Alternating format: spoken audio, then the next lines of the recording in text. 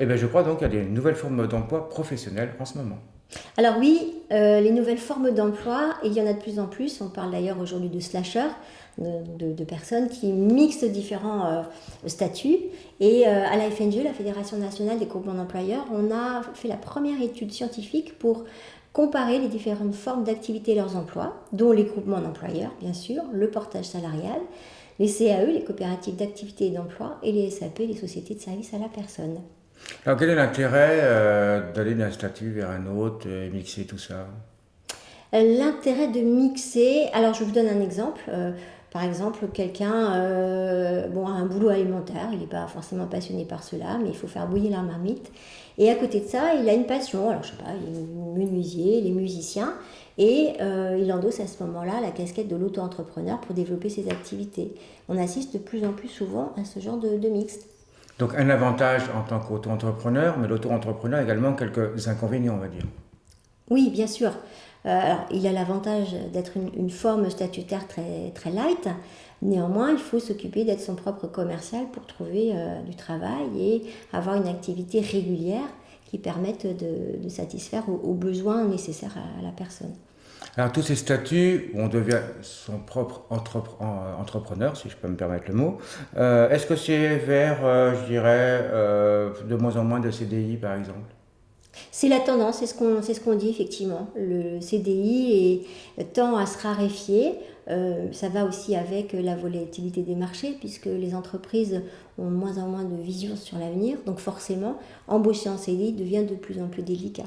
C'est pour ça qu'il y a eu depuis des années une forte montée de l'intérim, par exemple, qui permet d'avoir un volant de flexibilité beaucoup plus important. Ah, donc, avec tout ça, un nouveau statut est arrivé, la CAE. La CAE, voilà, on s'est intéressé plus particulièrement à la CAE ici à Flexence, qui est un groupement d'employeurs depuis 2008. Et en fait, en 2019, on a eu plein de demandes, soit de porteurs de projets, soit d'auto-entrepreneurs, qui venaient demander à Flexence un complément d'activité. Ils n'avaient pas assez financièrement pour boucler les fins de mois et cherchaient un complément d'activité. Donc, voilà, ayant pas mal étudié le côté CAE, on en a parlé au niveau du conseil d'administration. Et puis tout est venu s'accélérer avec le Covid. Parce que là, on s'est dit, là où on avait un petit peu de mal à trouver certains candidats sur le marché de l'emploi dernièrement, on s'est dit, là, il va y avoir forcément un renversement, une augmentation du chômage. Parmi ces chômeurs, forcément, certains vont être tentés par l'aventure de l'auto-entrepreneuriat. Mais l'aventure de l'auto-entrepreneuriat, ça a aussi ses limites. Et c'est pas forcément évident d'en vivre facilement, rapidement. Et c'est là où on s'est dit que de monter une CAE qui serait adossée à Flexence, pourrait permettre de jongler entre... alors, la CAE, c'est une forme d'entrepreneuriat salarié. C'est-à-dire que vous développez votre propre activité, mais vous êtes énormément épaulé pour tout ce qui est comptabilité. Vous avez un compte analytique, donc pour vraiment analyser votre propre activité, indépendamment du reste des autres entrepreneurs salariés. Mais vous avez un statut de salarié, donc qui protège, qui vous permet d'avoir le chômage, d'avoir un complément RSA, qui vous protège beaucoup plus qu'un statut d'entrepreneur habituel. Oui, mais avec des charges plus importantes. Des charges en tant que salarié, oui, puisque en tant que TNS, effectivement, il y a peut-être un petit peu moins de charges, mais il y a aussi une bien moins bonne couverture, puisque le côté indemnisation quand il y a une maladie, des choses comme ça, c'est peanuts avec l'auto-entrepreneuriat classique. Donc là, vous avez la protection du salarié. Avec des maximums de chiffre d'affaires identiques à l'auto-entrepreneur classique. Alors là, dans le cadre de l'ACE, il n'y a pas de limitation, en l'occurrence. Et donc très différent quand même du portage salarial. Alors oui, c'est vrai que c'est une bonne question. On peut effectivement se poser la question de la comparaison entre les deux statuts. Le portage salarial correspond souvent à des missions de 4, 5, 6 mois. Et si l'entreprise cliente a des difficultés à vous salarier, ne le souhaite pas, on peut passer par un tiers employeur, donc le portage salarial, qui va transformer le paiement d'une facture pour la prestation offerte par le porté. Et le porté va, lui, recevoir une rémunération de type salarié, mais souvent sur une période assez limitée. Ça correspond aussi à un profil bien spécifique, souvent des seniors très experts. Voilà, donc le portage a cette vertu-là, et puis le porté laisse une partie de sa rémunération pour payer les charges de la société de portage. généralement aux alentours de 11-12%. Donc, en revenant à la coopérative d'activité et d'emploi, la CAE, donc un statut qui est très intéressant pour Flexence. Alors, pour Flexence, en tout cas, on y voit, nous, une complémentarité, j'y reviendrai. Pourquoi cette synergie peut être intéressante et en quoi elle sera pilote et innovante, puisque ça n'a jamais été observé. Mais déjà, la CAE, en quoi elle est différente du portage, c'est d'abord par rapport au statut coopératif.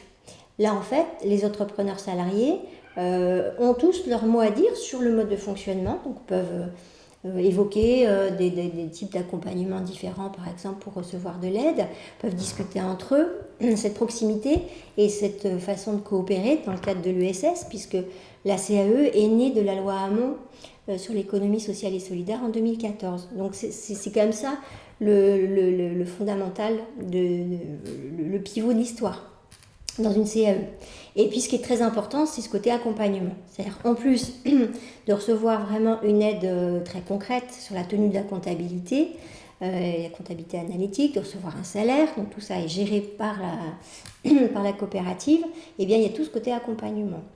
Donc les fondamentaux de la gestion, bien sûr, mais aussi tous les axes commerciaux, etc., et tout ce que va apporter le réseau. Donc, quoi dire aux gens qui veulent effectivement profiter de la CAE, c'est de venir vous voir peut-être? Alors ça, et puis juste un petit mot pour vous faire comprendre un petit peu le côté innovant du fait d'adosser un groupement d'employeurs existant à une CAE, c'est qu'on ne va pas démarrer de zéro. Déjà, vous voyez qu'on a des locaux avec un plateau de formation, on a du personnel aussi qui va tout de suite pouvoir contribuer au développement de la CAE. Mais c'est aussi 70-80 adhérents, donc des entreprises qui vont pouvoir venir en aide aussi aux entrepreneurs salariés pour leur une sorte de tutorat, quand on arrive à les faire matcher par type de compétences. C'est aussi du business qui peut s'effectuer dans le cadre de ce réseau. Et puis on a d'autres idées de partenariat pour venir vraiment accompagner de façon plus efficace et plus inédite la CAE. Donc voilà, c'est cette idée-là qui nous tient à cœur de développer, qui est très observée par la DGEFP, qui veut vraiment voir pour la première fois comment cette synergie groupement d'employeurs et CAE peut déployer ses effets bénéfiques pour le territoire.